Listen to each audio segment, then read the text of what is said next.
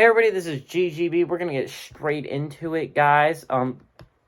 Yesterday, I don't know if you guys know this, but there were a decent amount of basketball games yesterday. There weren't a lot of upsets, and there was only one technical upset by my standards. Even though UConn was favored by 2 points, they did end up winning against Villanova. I consider an upset considering they're the ranked 21st team in the country, and Villanova is the 8th team in the country. But this gives room for Providence, and if you're Creighton, you're kind of cursing out Villanova and UConn for that matter, because if UConn had lost, you would be in 3rd place right now.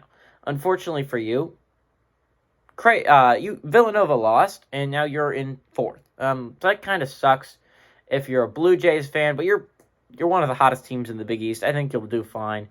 But anyways, nothing really changed in the Big East yesterday. Everyone is really where they were before. But let's move on to the ACC, where we have at 6 o'clock number 7 Duke, which is at 23-4, traveling to Virginia, which is at 17-10. Duke fair by 4.5 points on ESPN. So Duke sits at 13-3. Obviously, with a win, they stay in first place. With a loss, so they could fall 13-4. They'll still be in first place, but if Notre Dame was also to win against Syracuse, they would both move to 13-4.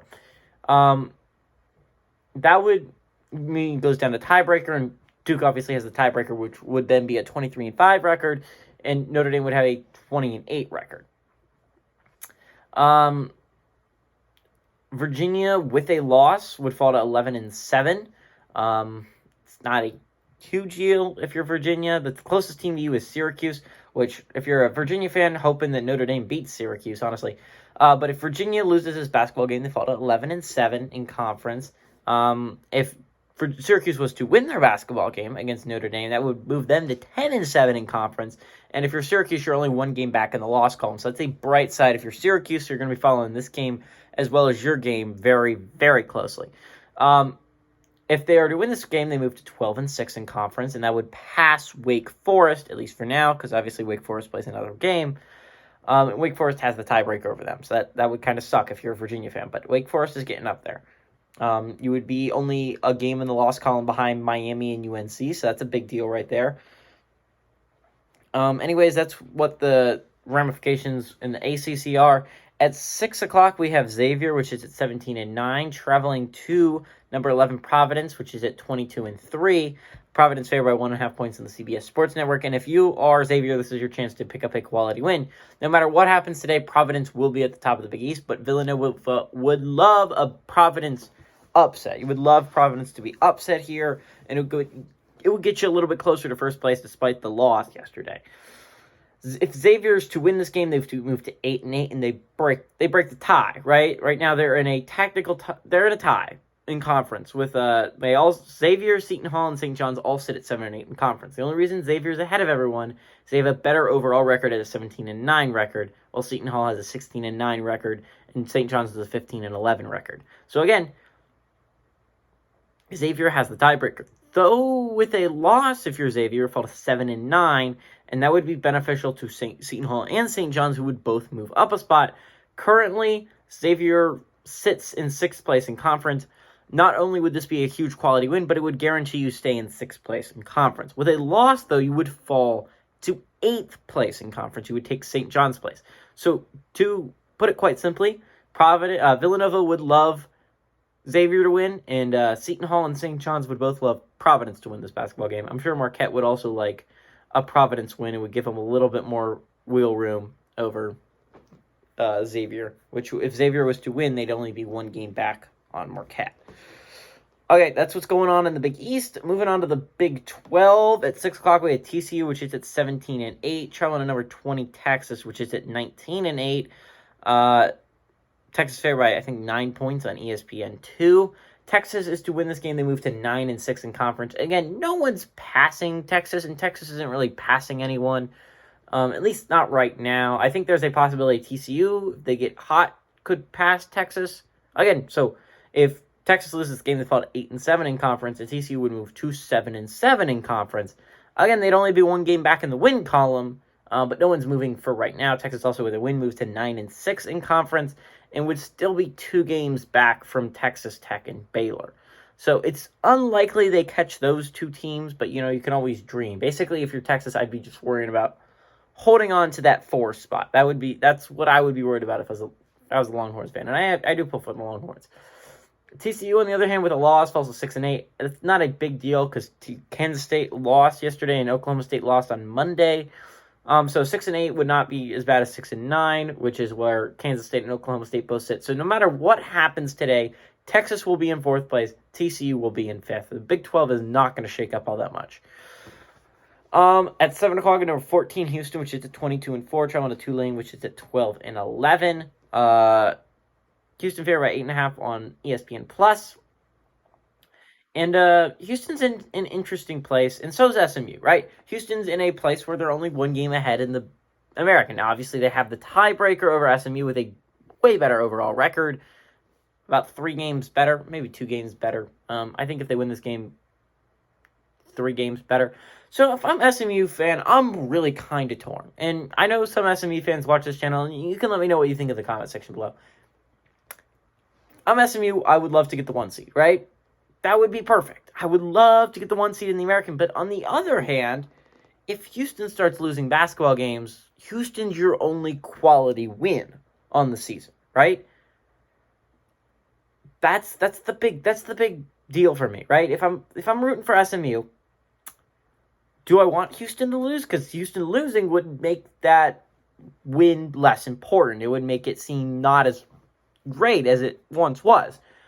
But I would have a chance at the 1 seed in the American, which would give me a better chance of winning the American tournament and guaranteeing my spot at place in the playoffs. So, you understand my confusion. If I'm an SMU fan, I am legitimately torn when Houston's playing basketball, whether I want them to win or lose. So let me know in the comment section below if you're watching this. Houston with a loss would fall to 11-3. If SMU wins their next game, they can move to 11-3 as well, and they'd be in a tie. And conference-wise, Houston would have the better over record, which they have the tiebreaker. Tulane sits at 9-5 in conference. With a win, they can move to 10-5 in conference. And if SMU loses their next basketball game, which is against Tulsa tomorrow, which seems unlikely, but you never know. Crazy things have happened.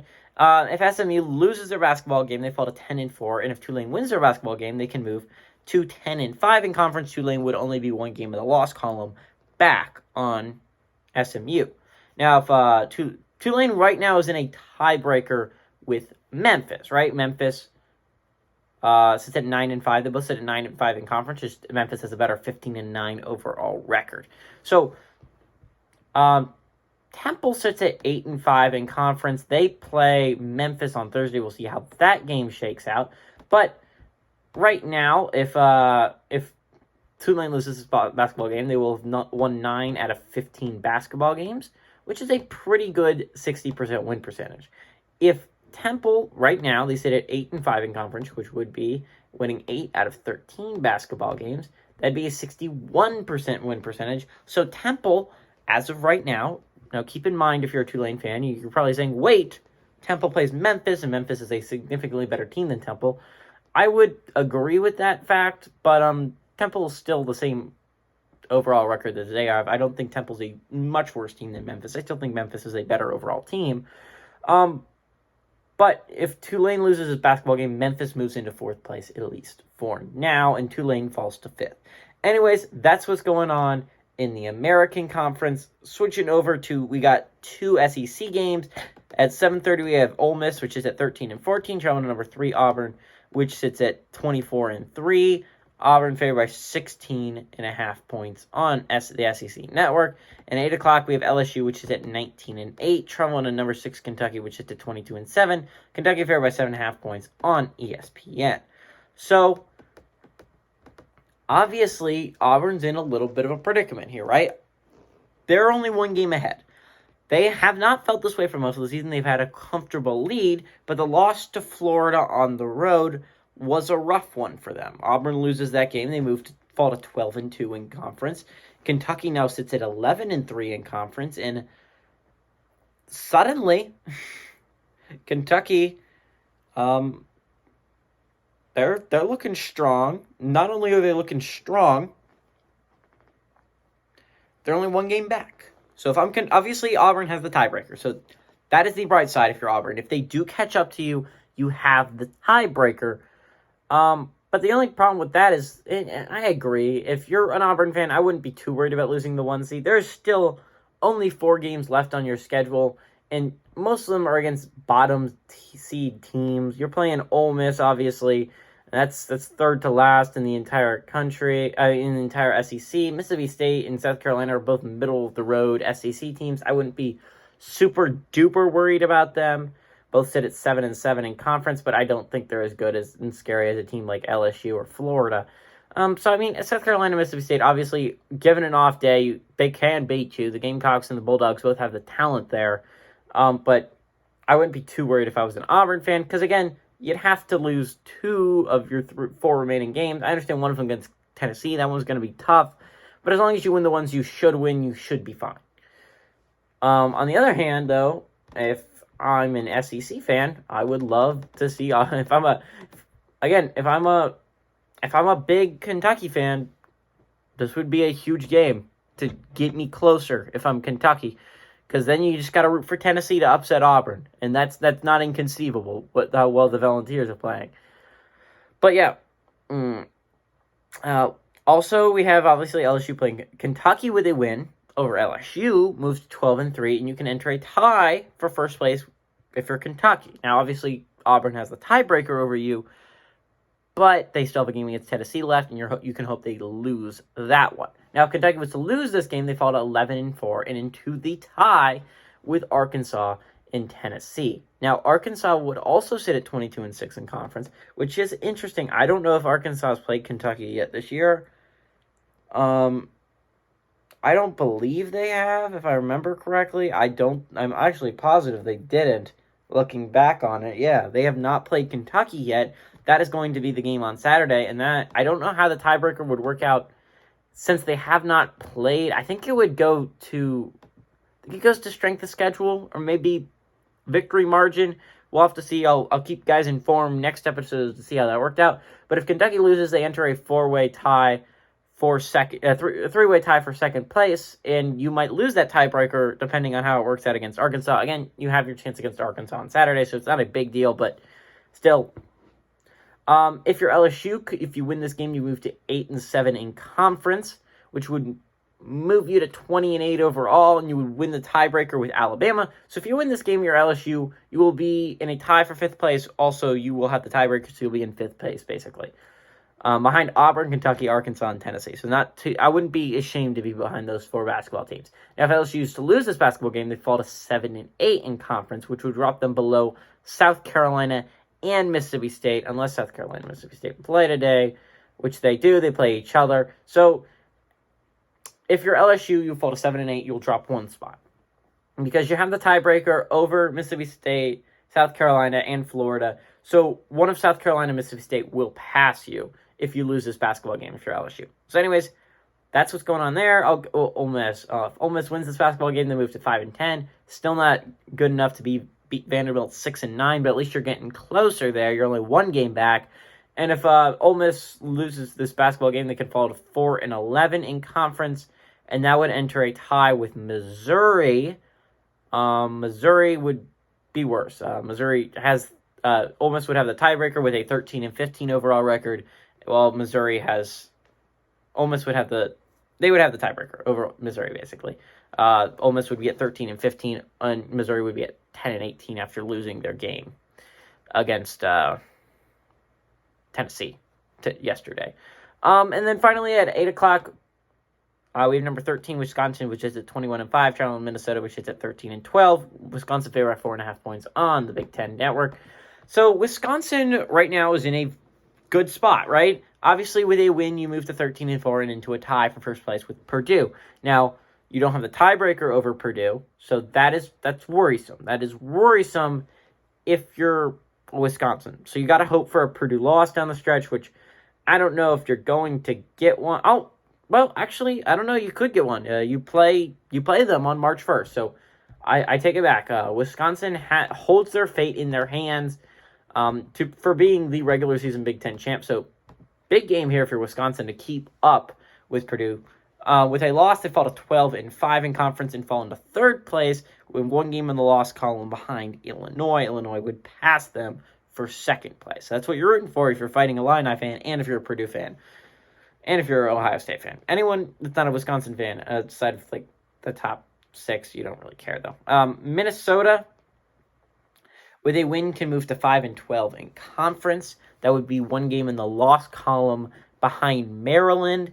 I wouldn't worry too much if I was a Nebraska basketball fan. You're not going to win the Big Ten tournament regardless, but I don't think it's even... It might be physically possible for you to pass Minnesota, but you would have to win your last 3 games, which are, again, win your last 4. You could pass them if you win your last 4, but you play Iowa, Penn State, Ohio State, and Wisconsin, and 3 of those teams are playing really well right now. I don't know. If I'm a Nebraska fan, I'm just hoping I win that Penn State basketball game so I can have 2 wins in conference. At least you beat Minnesota a couple of weeks ago. But, yeah, if you win this game and you're Maryland, you're Minnesota, you're only 1 game back in the loss column behind Maryland. You could conceivably pass them. It's not a big deal being 12 and 13 seeds. They play each other anyways.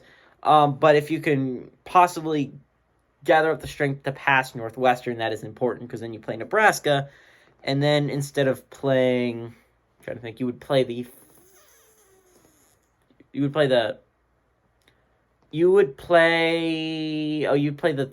6th seed. You play the 6th seed, which is right now Iowa, instead of playing the 5 seed, which is Rutgers. So, don't know if there's a huge difference there. Both of them are playing pretty good basketball right now. But, it's not a big deal. Anyways, who do I think is going to pull off the upset of the day? I'm going to have to go with Virginia. Virginia's done it before against Duke. They're a solid basketball team at times. They're not winning national championship this year. I feel like I could go out on a limb and say that. They don't have the best team they've ever put together. But, it's mediocre, and it was enough to beat Duke last time. I think it can beat Duke this time. And the fact is, outside of maybe LSU upsetting Kentucky and maybe Xavier upsetting Providence, there's not a lot of options today. And I just think Kentucky and Providence are Providence is much better, I think, in my opinion, than Xavier. And I think LSU is a solid basketball team, but they just lost to South Carolina this weekend, so I don't have a lot of faith in them. Hey, everybody, this is GGB saying adios, amigos, and go Cavaliers.